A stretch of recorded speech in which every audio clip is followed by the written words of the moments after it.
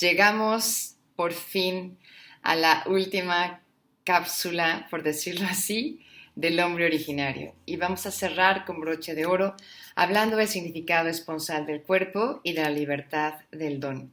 Dos temas que en el fondo, en su esencia, comparten lo mismo, pero que es necesario que los abordemos de una manera detallada para que no se nos vaya esta verdad o esta belleza de una manera diluida. Así que bueno, lo principal es hablar de este significado esponsal del cuerpo, que espero para ahora ya cada uno lo entienda, porque me parece que ya lo hemos mencionado antes. Sin embargo, se vale haber estado despistado o este lenguaje de la teología del cuerpo que es tan nuevo, de repente dices, sí, sí lo había escuchado, pero no estoy seguro. Significado esponsal, ¿querrá decir que todos tenemos que casarnos? ¿O querrá decir que estoy llamado a tener una esposa y un esposo? ¿El amor que se tienen los esposos? ¿Significado esponsal? Wrong, no va por ahí. Y es importante quitarnos estas telarañas porque muchas veces estamos acostumbrados a hablar de amor esponsal o significado esponsal y pensamos siempre en el matrimonio. Y hay que quitarnos como todas estas telarañas para descubrir un horizonte precioso de lo que es el significado esponsal del cuerpo.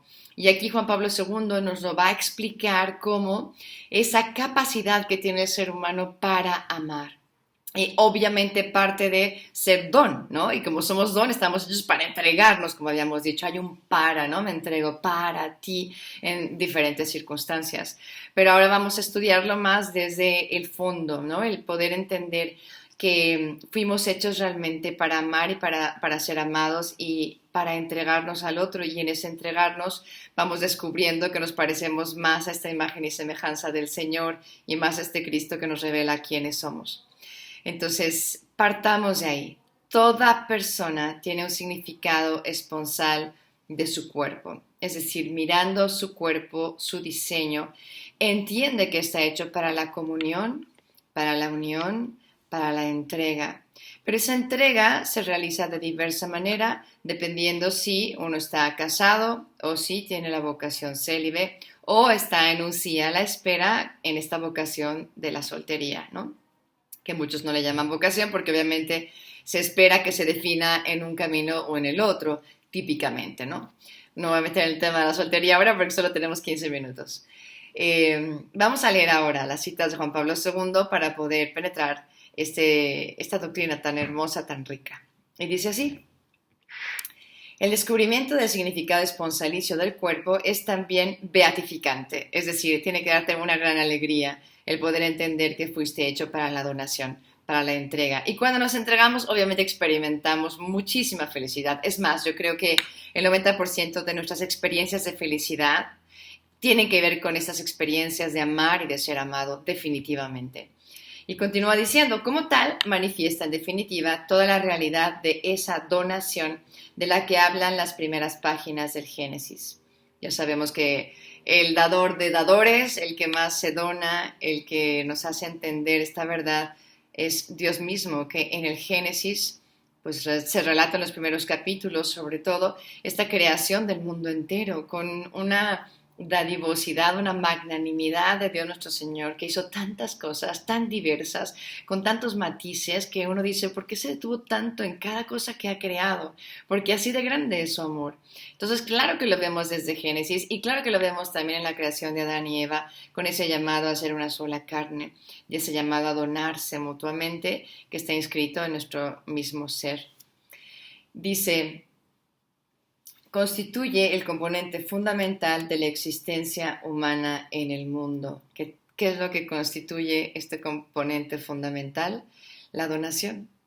Es una constante, ¿no? Es algo que no podemos pasar de largo o ignorar o no desarrollar porque nos quedaríamos realmente pues como mancos o cojos o chatos en nuestra realización personal y no encontraríamos esa plenitud del amor y de la felicidad para la que el Señor nos diseñó. Esto lo encuentran en la Catequesis 15, párrafo 5. El hecho fundamental de esta existencia del hombre en cada una de las etapas de su historia es que Dios los creó varón y mujer. De ahí que el significado esponsalicio del cuerpo es importante e indispensable para conocer quién es el hombre y quién debe de ser. ¿Y a quién le tenés que preguntar? Pues al que nos ha creado. el que ha decidido desde toda la eternidad que yo fuera un varón o que yo fuera una mujer. Es como el regalazo que me dio el ser como soy, mi sexualidad, esa persona que yo soy, esa persona femenina, esa persona masculina. Y ahí es donde debemos de encontrar, como dice aquí, quiénes somos y quiénes estamos llamados a ser. Esto está en la catequesis 18, párrafo 4. Ahora voy a volver a la catequesis 15 en el párrafo 1, donde dice: el significado esponsalicio del cuerpo se refiere a la capacidad del cuerpo de expresar amor. Ese amor precisamente en el que el hombre, persona, se convierte en don y mediante este don realiza el sentido mismo de su ser y de su existir. Válgame la redundancia, es una excelente cita para resumir lo que acabamos de ver en la catequesis o la cápsula pasada. 5.9 al final, ¿no?, dice cómo este significado esponsalizado del cuerpo últimamente es para afirmar el don de la persona, y dice así: le corresponde la capacidad y la profunda disponibilidad a la afirmación de la persona como única e irrepetible, alguien elegido por el amor eterno. La afirmación de la persona no es otra cosa que la acogida del don. Ahora vamos a el párrafo 5, siempre en esta catequesis 15. El significado esponsalicio del cuerpo constituye un tema indispensable de la existencia humana. ¿Por qué? Porque nos ayuda a entendernos cómo existimos en esta tierra como una imagen verdadera de Dios nuestro Señor. Es ese don, ese hacer visible ese Dios a través de quien yo soy, único y irrepetible, y doy a conocer algo de Dios que no da a conocer ni mi vecino, ni mi comadre, ni mi hermano, ni mi amado. Cada uno transmite algo de Dios. Y eso es una llamada que nuevamente nos tiene que llenar de alegría inmensa, como dice en esta cita. Efectivamente, en toda la perspectiva de la propia historia, el hombre no dejará de conferir un significado esponsalicio al propio cuerpo, aun cuando este significado sufre y sufrirá múltiples deformaciones. Siempre permanecerá el nivel más profundo como signo de la imagen de Dios. Por aquí pasa también el camino que va del misterio de la creación a la redención del cuerpo. Como que me encanta que sea tan realista Juan Pablo II, porque a veces la gente dice: no, está tan elevado, tan teológico, yo no le entiendo. Yo te diría, sí tiene una profundidad que solo él conoce, pero tiene demasiados destellos que sí podemos captar y luego poner en práctica en nuestra misma vida. Y aquí es muy realista. Él está diciéndonos: estoy hablando de este llamado, de esta capacidad que tenemos para amar. Pero obviamente en el mundo distorsionamos esta llamada, no vivimos de acuerdo al amor, fallamos 1000 veces, herimos a las personas que más amamos muchas veces. Pero está diciendo: ok, fuimos creados, hemos caído, y por eso mismo experimentamos estas distorsiones o faltas de congruencia, pero finalmente el Génesis termina en su manifestación ya plena en la redención del cuerpo, que el pecado no tiene la última palabra, más bien que hemos sido redimidos y que está esa llamada y también la gracia que Dios nos ha ganado para que podamos cada día tener esas pequeñas victorias en el amor, como le pasó a Santa Teresita. No sé si ya conté esta anécdota, pero me encanta, de que una vez fue acusada injustamente de haber, creo que, tirado unas llaves, y por eso se despertó la madre de novicias, una cosa así, o su superiora, que estaba enferma, y su compañera, ella fue la que tiró las llaves y la acusó. Entonces ella corre lejos de la escena del crimen, por decirlo así, y finalmente descansa cuando ya está lejos en unas escaleritas. Y dice: estuve ahí saboreando mi victoria, ¿no? Esta victoria del amor, ¿no? El amor que no anda ahí buscando defender su ego, el amor que dice: pues me acusó, pero la verdad me hará libre. Y entonces hace un acto de humildad realmente impresionante. No se defiende, ni se excusa, ni busca echarle la culpa a quien realmente había sido la autora de este pequeño evento, sino que corre y dice: Jesús, creo que te agrada más que no me defienda. Y entonces dice: ahí me saboreé mi victoria. Pero yo creo que su saborearse la victoria quizá era como imaginar cómo Dios le sonreía y ella podía darle algo que le agradara, ¿no? Finalmente, les voy a leer esta cita de la catequesis 86, párrafo 8, y dice así: las palabras de Cristo, que traen su origen de la profundidad divina del misterio de la redención, permiten descubrir y reforzar esa vinculación que existe entre la dignidad del ser humano y el significado nupcial de su cuerpo. Permiten comprender y realizar en la práctica, según ese significado, la libertad plena del don, subrayemos plena del don, que de una forma se expresa a través del matrimonio indisoluble y de otra forma se expresa mediante la abstención del matrimonio por el reino de los cielos. A través de estos caminos diversos, Cristo revela plenamente el hombre al hombre, dándole a conocer su altísima vocación, y yo añadiría su vocación al amor. Está hablándonos de que este significado esponsal nos lleva a vivir la libertad del don y podemos hacerlo plenamente tanto en una vocación como en la otra. Ahora, ¿qué es eso de la libertad del don? Y con esto concluimos ya. La libertad del don nos explica cómo la primera mujer y el primer hombre no experimentaron el deseo sexual como algo que fuera una necesidad compulsiva que los obligara o que se les impusiera, ¿no? Cosa que nos están tratando de convencer en este mundo de hoy, que somos instintivos como los animales y que se nos impone y que no hay nada que hacer al respecto. Pero bueno, vamos a nuestro origen, que siempre nos da eco a cómo debemos de vivir en esta historia. Y nos está diciendo, no, en realidad, qué hermoso es contemplarlos y ver que en esta relación que ellos tenían, más bien experimentaban su deseo sexual como un deseo sincero de donarse al otro, un tratar de amar como Dios mismo ama.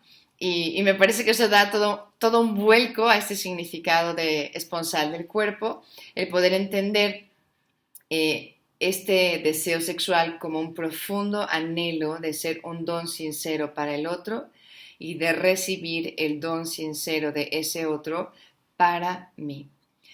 La libertad del don indica que el hombre y la mujer se respetaban mutuamente como personas que habían sido llamadas a la existencia porque fueron amadas por sí mismas.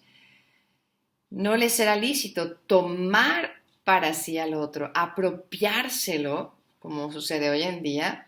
No podían extorsionar el don, es decir, yo te tomo,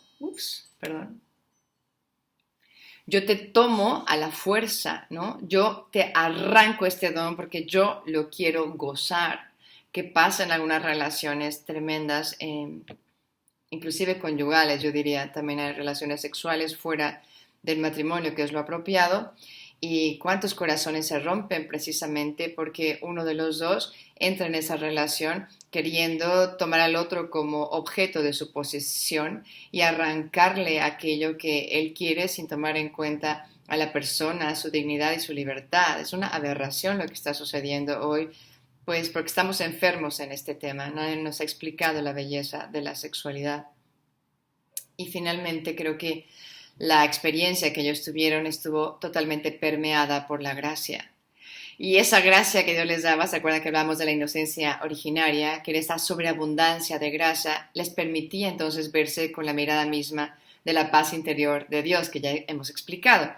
Pero bueno, lo digo porque nosotros también, cuando nos acercamos a los sacramentos, podemos tener la gracia para poder experimentar esta libertad del don. O sea, el don solamente puede entregarse cuando es desde la libertad, no desde una violación, no desde alguien que llegó y me forzó a hacer algo y me arrancó algo que debería haberlo recibido con las manos humildemente abiertas y suplicantes de querer el don del otro y estar dispuesto a recibir aquello que la persona está lista para darme o para darnos, ¿no?